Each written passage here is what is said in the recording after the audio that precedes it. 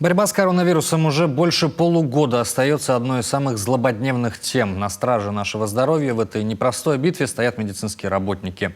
Отдать им дань уважения хотел бы каждый неравнодушный гражданин. Именно на это сейчас направлено большое количество различных мероприятий. Одним из таких стал фестиваль стрит-арта Приволжского федерального округа «Форм-арт». Елена Кононова продолжит.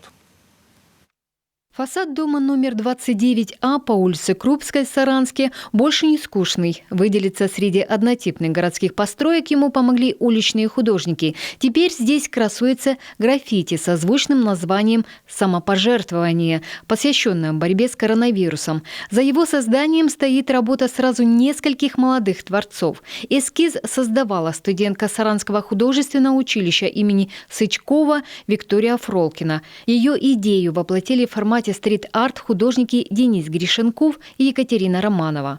Работу я назвала «Самопожертвование», потому что я хотела, показать, что многие врачи рискуют своими жизнями, многие врачи не видят своих семей, постоянно на работе.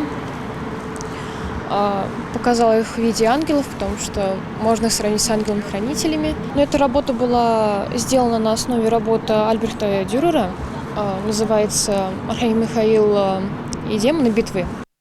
Над эскизом Виктория трудилась без перерыва 2 дня. Миссия была ответственная – создать основу для большого граффити. Цветовая гамма для рисунка подбиралась исходя из символики. 4 ангела-медика изображены в уже привычных белых и голубых защитных костюмах. На лицах маски, а в руках оружие, которым они побеждают злого врага. Фестиваль проходил на уровне окружном, то есть это фестиваль Приволжского федерального округа «Форм-арт».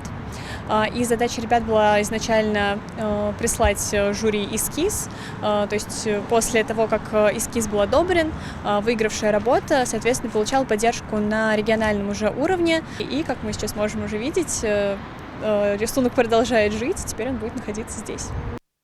Уличные художники работу завершили. Теперь в Саранске появилась еще одна достопримечательность, которая стала украшением столицы Мордовии и знаком благодарности медикам за их нелегкий и благородный труд.